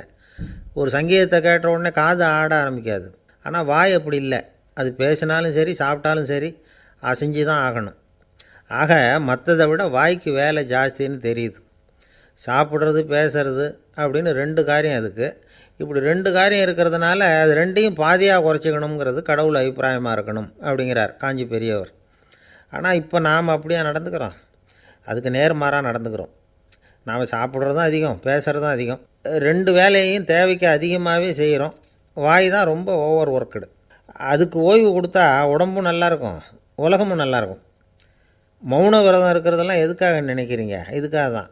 இந்த காலத்தில் மௌனமாக இருக்கிறவங்கெல்லாம் மகத்தான தொண்டு செய்கிறாங்க அப்படின்னு தான் சொல்லணும். சத்தம் அதிகமாக போய் தான் சவுண்டு பொல்யூஷன் வருது. அது மட்டும் இல்லை, மௌனமாக இருந்தால் சண்டை சச்சரவே வராது. மௌனம் கலக நாஸ்தி. ஆக இதுவும் ஒரு சமூக சேவை தான். நமக்கு தான் வாய் இருக்குதேங்கிறதுக்காக வசமாக சாப்பிட்றதும் தப்பு, வளவளன்னு பேசுகிறதும் தப்பு. ஒரு கருத்தை சொல்கிறதுக்கு ஒரே ஒரு சொல்லு போதும் அப்படின்னு இருக்கும்பொழுது 2 சொற்களை செலவு பண்ணாதே. எவ்வளவு சொன்னாலும் அதனால் ஒரு பயனும் விளையாது அப்படின்னு தெரிய வருமேயானால் அந்த ஒரு சொல்லையும் விரயம் பண்ணாதே அப்படிங்கிறார் ஒரு அறிஞர். எல்லா குணங்கள்லேயும் மௌனம்தான் சிறந்தது அப்படிங்கிறார் ஒருத்தர். மௌனமாக இருக்கிறது மூலமாக மற்றவர்கள் குறைகளை நம்மால் தெரிஞ்சிக்க முடியும். அதே சமயத்தில் நம்மக்கிட்ட இருக்கிற குறைகளை மற்றவங்களுக்கு தெரியாமல் மறைச்சிக்கவும் முடியுங்கிறார் அவர். உண்மைதானே? ஒரு பெரிய மேடை பேச்சாளர், பொது வாழ்க்கையில் 25 வருஷ காலமாக ஈடுபட்டிருக்கிறவர். அவர் மனைவி ஒரு நாள் சொன்னாங்க, எங்கள் வீட்டுக்காரர் 25 வருஷ காலமாக பொது வாழ்வில் ஈடுபட்டிருந்தா கூட இந்த மாதம் 10ஆம் தேதியிலேருந்து தான் மக்களுக்கு சேவை செய்ய ஆரம்பிச்சிருக்கார் அப்படின்னு நாங்கள் ரொம்ப பெருமையாக. 10ஆம் தேதிக்கு அப்படி என்ன விசேஷம் அப்படின்னு கேட்டோம். அன்னையிலேருந்து தான் அவர் மேடையில் பேசுகிறத நிறுத்தினார் அப்படின்னாங்க அந்த அம்மா. ஒரு மனுஷனுக்கு 3 விதத்தில் கர்வம் உண்டாகிறதுக்கு வாய்ப்பு உண்டு. பணம், பதவி, புகழ். பணம் அதிகமாக வந்தால் கர்வம் வரலாம். பதவி பெருசாக வந்துட்டுதுன்னா கர்வம் வரலாம். புகழ் அதிகமாக போனாலும் கர்வம் வரலாம். இந்த 3 வகையான கர்வத்துக்கும் இடம் கொடுக்காமல் இருக்கிறாங்க பாருங்கள், அவங்க தான் சிறந்த மனிதர்கள். ஒரு பெரிய பொறுப்பில் இருக்கிறவங்களுக்கு கர்வம் வந்துடக்கூடாது. அப்படி வந்துட்டுதுன்னா அது எல்லாருக்கும் இடைஞ்சல். ஒரு ராஜா இருந்தார். அவர் ஒரு நாள் தன்னுடைய தலைநகரத்தை சுற்றி வந்துக்கிட்டு இருந்தார். ஒரு இடத்துல ஒரு அழகான நிலத்தை பார்த்தார். ஆஹா, இந்த இடத்துல நமக்குன்னு ஒரு மாளிகையை கட்டினா எவ்வளோ நல்லாயிருக்கும் அப்படின்னு நினச்சார். ராஜா நினச்சா அது முடியாத காரியமா? சரி, இந்த நிலம் யாருக்கு சொந்தம்னு விசாரிங்க அப்படின்னார் பக்கத்தில் இருந்தவங்கக்கிட்ட. அவங்கெல்லாம் ஓடி போய் விசாரித்தாங்க. அந்த இடம் ஒரு வயசான கிழவிக்கு சொந்தம், வயசான அம்மாவுக்கு சொந்தமாக. அந்த அம்மா தான் அதில் ஒரு குடிசையை போட்டு குடியிருந்துகிட்டு இருக்கிறாங்க. சரி, அந்த நிலத்துக்கு ஒரு விலையை நிர்ணயம் பண்ணி அதை அந்த வயசான அம்மாக்கிட்ட கொடுத்துருங்கோ அப்படின்னு உத்தரவு போட்டார் ராஜா. ஆனால் அந்த அம்மா, இது எங்கள் பூர்வீக இடம், இதை விற்க மாட்டேன் அப்படின்னு சொல்லிவிட்டுது. சரி, 2 பங்கு விலை கொடுக்குறோம்னு சொல்லி பாருங்க அப்படின்னாங்க. அப்படியே சொன்னாங்க அரண்மனை ஆட்கள். அதுக்கும் சம்மதிக்கலை அந்த அம்மா. இதை கேள்விப்பட்டதும் ராஜாவுக்கு கோபம் வந்துட்டுது. தன்னுடைய ஆளுங்களை கூப்பிட்டார். போய் அந்த குடிசையை பிரித்து எறிங்க, காசெல்லாம் ஒன்றும் கொடுக்காதீங்க அப்படின்னு கத்தினார். அவ்வளோதான். அடுத்த நிமிஷம் அரண்மனை ஆசாமிகள் போனாங்க, குடிசையை பிரித்து எரிஞ்சாங்க. அந்த வயசான அம்மா இருக்குது, அதுவும் அந்த இடத்த விட்டு துரத்தி விட்டாங்க. அந்த இடத்துல ஒரு அரச மாளிகையை கட்டி முடிச்சிட்டாங்க. அந்த வயசான அம்மா பாவம், ராஜாவே இப்படி பண்ணால் யார்கிட்ட போய் முறையிட முடியும்? ஒரு ஞானி இருந்தார், அவர்கிட்ட போய் சொன்னாங்க. அவர் இவங்க சொன்னதை கேட்டு மனசில் வச்சுக்கிட்டார். ஒரு நாள் அந்த ராஜாவே இந்த ஞானியை கூப்பிட்டார். புதுசாக ஒரு மாளிகை கட்டியிருக்கிறேன், வந்து பாருங்கன்னு. சரின்னு சொல்லி இந்த பெரியவர் ஒரு நாள் அந்த மாளிகைக்கு போனார். சும்மா போகல, ஒரு கழுதையையும் ஓட்டிகிட்டு போனார். கொஞ்சம் சாக்குகள், வெத்து சாக்கு, அதையும் எடுத்து கழுதை முதுகில் போட்டு கழுதையை ஓட்டிகிட்டு போகிறார். ராஜா பார்த்தார். அவருக்கு இது ஆச்சரியமாக இருந்தது. என்ன இது, மாளிகைக்கு வந்துட்டு போங்கன்னு கூப்பிட்டா கழுதை சாக்கு இதெல்லாம் கூப்பிட்டு வராரே, ஒன்றும் புரியலையேன்னு நினச்சார். எதுக்காக இதெல்லாம்னு கேட்டார். அரசருடைய தோட்டத்திலேருந்து கொஞ்சம் மண் எடுத்துகிட்டு போகிறதுக்கு ஆசைப்படுறேன், அதுக்கு நீங்கள் அனுமதி கொடுக்கணும் அப்படின்னாரு இவர். இது என்ன வேடிக்கையான கோரிக்கையாக இருக்குது அப்படின்னு நினச்சார் ராஜா. இருந்தாலும் மண்ணு தானே கேட்குறாரு, எடுத்துகிட்டு போட்டுமே அப்படின்னு நினச்சார். சரின்னு அனுமதி கொடுத்தார். அந்த பெரியவர் தோட்டத்துக்கு போனார், மண்ணை வெட்டினார், சாக்கில் போட்டு நிரப்புனார். ராஜாவை கொஞ்சம் கிட்ட வாங்கன்னு கூப்பிட்டார். இந்த மண் மூட்டையை தூக்கி கழுதையோட முதுகில் வைக்கணும், கொஞ்சம் உதவி பண்ணுங்கன்னார். ஓ, பண்ணுறேனே அப்படின்னு சொல்லி ராஜா கிட்ட போனார். மூட்டையை தூக்கி பார்க்குறாரு, முடியல, திணறி போட்டார். இப்போ அந்த ஞானி பேசினாராம்.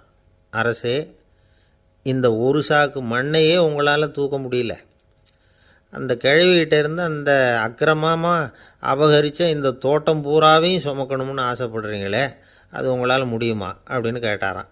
ராஜா யோசனை பண்ண ஆரம்பித்தார். தன்னுடைய செயலுக்காக வருத்தப்பட்டாராம். அந்த வயசான அம்மாவை உடனடியாக வரவழைச்சார். தாயே, தப்பு பண்ணிட்டேன், என்னை மன்னிச்சுக்குங்க, இன்னையிலேருந்து இந்த மாளிகையும் தோட்டமும் உங்களுக்கு தான் சொந்தம் அப்படின்னு சொல்லிவிட்டாராம்.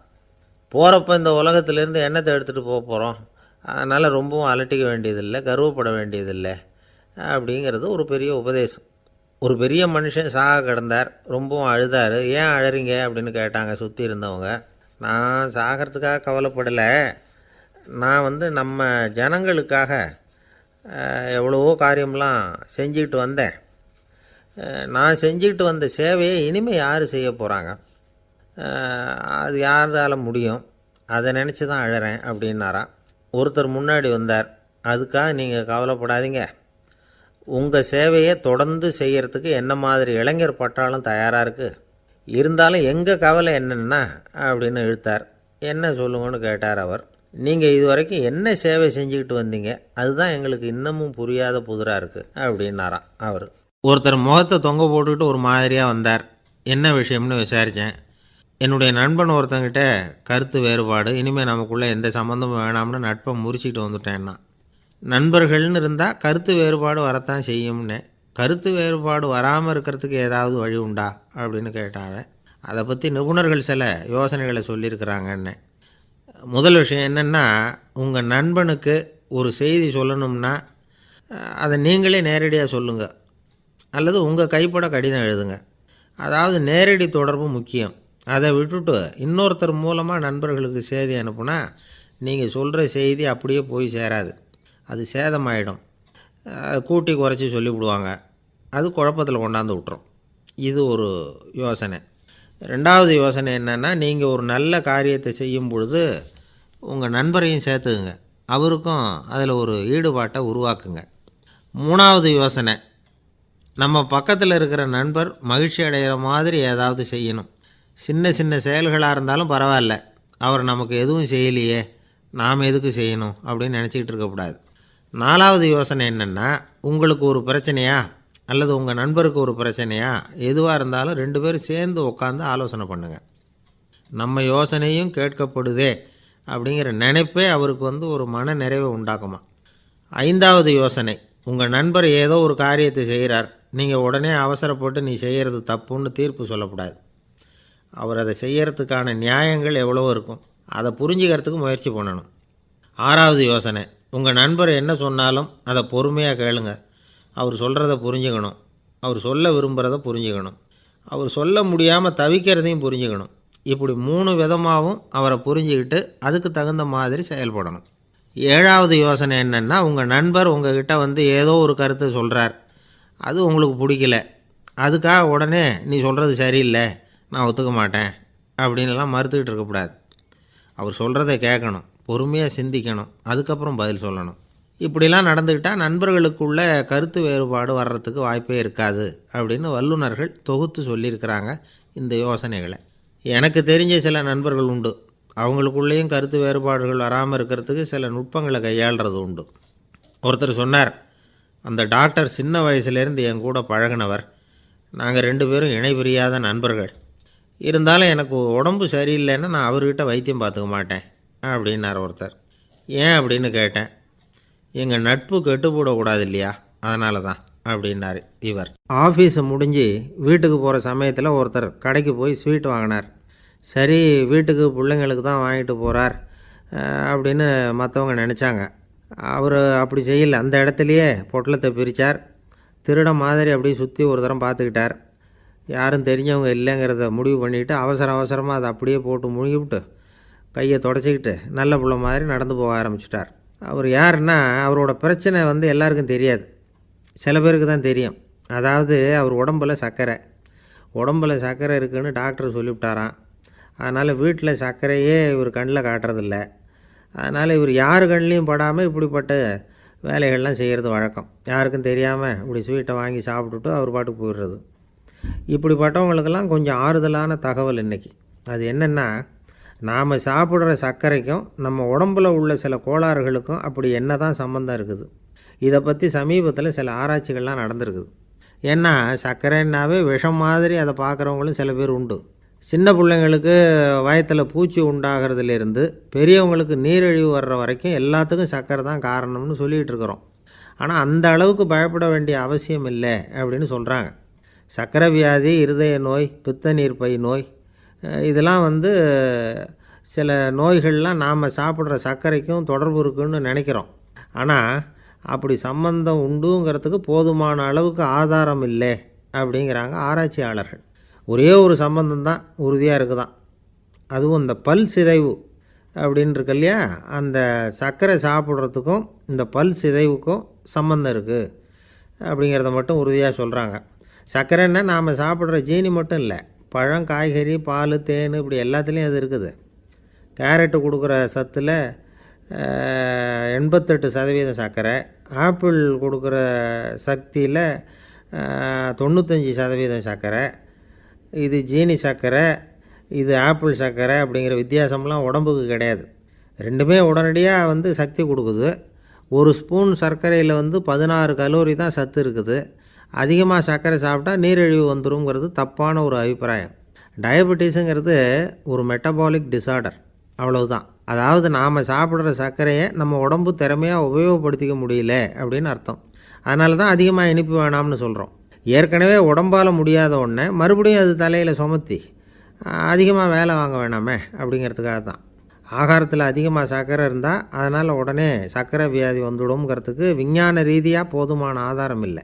அதனால் எப்போவாவது அதிகமாக ஸ்வீட்டு சாப்பிட்டுட்டா ஐயோ அதிகமாக சாப்பிட்டோமோ என்ன பண்ண போகுது தெரியலையே அப்படின்னு நினச்சி மனசை போட்டு குழப்பிக்க வேண்டியதில்லை. பொதுவாக எதுவுமே அதிகமாக வேண்டாம், எல்லாம் சீராக இருந்தால் போதும். நீரிழிவுங்கிறது புதுசாக வந்துட்ட ஒரு நோய் இல்லை, ரொம்ப காலமாகவே இருக்கிற ஒன்று தான். நம்ம முன்னோர்கள் இதை மதுமேகம் அப்படின்னு சொல்லுவாங்க. அதை கட்டுப்படுத்துறதுக்கு அவங்களே சில வழிமுறையை சொல்லி வச்சுருக்கிறாங்க. அது என்னென்னா வேறு ஒன்றும் இல்லை, இந்த பாவக்காய், முள்ளங்கி, அருகம்புல், அவ்வளவுதான். வெள்ளை முள்ளங்கி இருக்குல்ல, அதை வாரத்துக்கு 3 நாள் சாப்பிட்டுக்கிட்டு வாங்க. நூலுக்கோல் ரொம்ப நல்லது. இல்லைன்னா முள்ளங்கி சாறு 1 ounce சாப்பிட்டுட்டு வரலாம். ரத்தத்தில் சேர்கிற சர்க்கரை அளவை இதெல்லாம் கட்டுப்படுத்துது. சிறுநீரில் காணப்படுகிற சர்க்கரை அளவையும் சமநிலைப்படுத்துது. தினமும் ஆகாரத்தில் கோதுமை, கேழ்வரகு, வெந்தயம், கருவேப்பிலை, சோயாபீன்ஸ் எது கிடைக்குதோ சேர்த்துக்கலாம். இப்படிலாம் செஞ்சுக்கிட்டு வந்தால் அப்புறம் வீட்டுக்கு தெரியாமல் கடையில் போய் நின்றுக்கிட்டு ஸ்வீட் வாங்கி திருட்டுத்தனமாக சாப்பிட வேண்டிய அவசியமே உங்களுக்கு வராது. 2 ஆசாமிகள் கடற்கரையில் உட்காந்து சாவகாசமாக பேசிக்கிட்டு இருந்தாங்களாம். ஒருத்தர் சொன்னார், இன்னொருத்தருக்கு தெரியாமல் ஸ்வீட்டு சாப்பிட்றதே எப்பவும் இடைஞ்சல் தான் சார். நேற்றுக்கு பாருங்கள் அப்படி தான் சாப்பிட்டுக்கிட்டு இருந்தேன், வீட்டுக்காரி கண்ணில் போட்டுவிட்டுது, அதுக்கப்புறம் ஒரே ரகலையாக போச்சு அப்படின்னாராம். எனக்கு கூட அப்படி தான் சார் ஆகிட்டுது, ஒரே ரகலை அப்படின்னாராம் இன்னொருத்தர். நீங்கள் சாப்பிட்டதும் உங்கள் வீட்டுக்காரங்க கண்ணில் போட்டுவிட்டுதா சார் அப்படின்னு கேட்டிருக்கார் இவர். அதுக்கு அவர் சொன்னாராம், அப்படி இல்லை சார், கடைக்காரர் கண்ணில் போட்டுவிட்டுதோ, நான் அவருக்கு தெரியாமல் அந்த ஸ்வீட்டை அவர் கடையிலேருந்து எடுத்திருந்தேன் அப்படின்னு விளக்கம் கொடுத்தாராம் இந்த ஆள். ஒருத்தன் எப்படி நடந்துக்கிறாங்கிறத வச்சு தான் அந்த ஆள் எப்படிங்கிறத நாம் முடிவு பண்ணுறோம். ஆளுமைன்னு சொல்கிறோம்ல, அதுக்கு சூழ்நிலைகளை ஆளுகின்ற தன்மை அப்படின்னு விளக்கம் கொடுக்குறார் ஒரு உளவியல் நிபுணர். சரி, ஒரு மனிதனுடைய ஆளுமையை உருவாக்குகிற விஷயங்கள் என்னென்ன? பிறப்பு, வளர்க்கப்பட்ட விதம், படிப்பு, நண்பர்கள், சமுதாயம், இப்படி நிறைய உண்டு. ஆளுமையின் அடிப்படையில் சில மனநோய்கள் உண்டாகுது. அதெல்லாம் என்னென்னங்கிறத தெரிஞ்சு வச்சுக்கிட்டோம்னா நம்ம கூட இருக்கிறவங்கள அடையாளம் கண்டுபிடிக்கிறதுக்கு அது ரொம்ப உபயோகமாக இருக்கும். ஃப்ரெனாய்டு ஆளுமை அப்படின்னு ஒன்று. இந்த கோளாறு உள்ளவங்க எப்படி இருப்பாங்க தெரியுமா? அதிக உணர்ச்சி, சந்தேகம், பொறாமை இதெல்லாம் அதிகமாக இருக்கும். வளைஞ்சு கொடுக்க மாட்டாங்க. அடுத்தவங்களோட இணக்கமான உறவு இருக்காது. அவங்க செய்கிற தப்புக்கெல்லாம் அடுத்தவங்களை குறை சொல்லிகிட்டு இருப்பாங்க. இது ஒரு ரகம். அடுத்தது ஸ்கிசாய்டு ஆளுமை அப்படின்னு சொல்கிறாங்க. இந்த கோளாறு உள்ளவங்க அடுத்தவங்களோட பழக கூச்சப்படுவாங்க. சின்ன வயசுலேயே இது ஆரம்பமாயிடுது. பகல் கனவுலேயே சஞ்சரிப்பாங்க. அவங்களுடைய விரோதம், கோபம் இதை கூட வெளியில் காட்டிக்க முடியாமல் இருப்பாங்க. இவங்களுக்கு அகமுகம், பிரச்சனைகள்லேருந்து ஒதுங்கி எதுலேயும் ஈடுபாடு இல்லாதவங்களாக இருப்பாங்க. இப்படி ஒரு ரகம். அடுத்தது சைக்ளோதமிக் ஆளுமை அப்படின்னு சொல்கிறாங்க. அது என்னென்னா உணர்ச்சிகளில் ஏற்றத்தாழ்வு அதிகமாக இருக்குமா. சில சமயம் பார்த்தா மகிழ்ச்சியாக இருப்பாங்க, சில சமயம் சோகமாக உட்காந்துருப்பாங்க. அவங்க மனநிலைக்கு தகுந்த மாதிரி சமூக நிகழ்ச்சிகளில் பங்கெடுத்துக்குவாங்க. இன்னொரு வகை என்னென்னா எண்ணப்பீடிகை ஆளுமை அப்படின்னு பேர் வச்சுருக்கிறாங்க. அதுக்கு இவங்களுக்கெல்லாம் கரெக்டாக இருக்கணும், எல்லாம் சட்டத்திட்டம் எதுலேயும் ஒரு ஒழுங்குமுறை, இப்படி எதிர்பார்க்குற மனோபாவம். இவங்க எதிர்பார்ப்புக்கும் வரன்முறைக்கும் மற்றவங்க கட்டுப்படணும்னு நினைப்பாங்க. இந்த நிலைமை நீடித்தா என்ன ஆகும் தெரியுமா? அலைக்கழிக்கிற எண்ணங்கள் திரும்ப திரும்ப ஒரே செயலை செய்ய தூண்டுற மன தளர்ச்சிக்கு ஆளாயிடுறாங்க. அடுத்தது ஹிஸ்டீரியா ஆளுமை. சின்ன விஷயத்தையெல்லாம் பெருசுப்படுத்தி நாடகமாக்குற நடிகர்கள் இவங்க. உணர்ச்சி அதிகம் உள்ளவங்க. இவங்க மன எழுச்சியில் பக்குவமின்மை, குழந்தைத்தனம், முதிர்ச்சியின்மை எல்லாம் இருக்கும். தன்னலம் மிக்க குணம், பிறர் தன்னை மட்டுமே கவனிக்கணும்னு நினச்சி செயல்படுறது, இதெல்லாம் இவங்க அடையாளம். அடுத்த ரகம் எப்படின்னா வளர்ச்சியற்ற ஆளுமைன்னு சொல்கிறாங்க. அடுத்தவங்களோட இணங்கி போக முடியாதவங்க, அறிவு, மன எழுச்சி, சமூக உறவு இதில் எல்லாம் போதுமான வளர்ச்சியையும் நிறைவையும் பெற முடியாதவங்க. இவங்களால் வாழ்க்கையில் முன்னேற முடியாது. பிச்சைக்காரங்க, குற்றவாளிகள் இவங்ககிட்டெல்லாம் இது மாதிரியான ஆளுமை அதிகமாக இருக்குமா. அடுத்தது என்னென்னா சோர்வுடைய ஆளுமை. எதுலேயும் உற்சாகம் இல்லாமல் சோர்ந்து போயிருப்பாங்க. அதுக்கெல்லாம் நமக்கு வலிமை இல்லைப்பா அப்படின்னு சொல்லிகிட்டு இருப்பாங்க. சின்ன விஷயங்களுக்கெல்லாம் அதிர்ச்சி அடையிறது, வாழ்வின் சுவையை அனுபவிக்க முடியாதவங்க. இன்னொரு ரகம் இது கொதித்தெழும் ஆளுமைங்கிறாங்க. எதுக்கு எடுத்தாலும் ஆத்திரம், குரோதம், வன் செயல் இதிலெல்லாம் ஈடுபாடு இப்படி உள்ளவங்க. நத்தை வகை ஆளுமை அப்படின்னு ஒன்று. அடுத்தவங்க மேலே விரோதம் இருக்கும், அடிக்கணுங்கிற எண்ணம் இருக்கும். ஆனால் அதை அப்படியே வெளியில் காட்டாமல் அதே சமயம் அமைதியான முறையில் வெறுப்பை வெளிக்காட்டுற ரகம். இவங்கெல்லாம் பேசாமல் கம்முன்னு இருந்துக்கிட்டே நினச்சதை நிறைவேற்றிக்கிடுவாங்க. முன்ஜாக்கிரதை ஆளுமை அப்படின்னு ஒரு ரகமாக. பாதுகாப்பின்மை, சந்தேகம், முழுமையின்மை, அறவேக்காட்டுத்தனம் இந்த மனப்போக்கு அதிகமாக இருக்கிறதுனால அகம்பாவம், புடிவாதம், எச்சரிக்கை எல்லாம் அளவுக்கு மீறி இருக்கும். இதுவரைக்கும் நாம் பேசிக்கிட்டு இருந்த ஆளுமை பண்புகள் அளவுக்கு அதிகமாக போயிட்டுதுன்னா ஆளுமை கோளாறுகள் ஏற்படும்.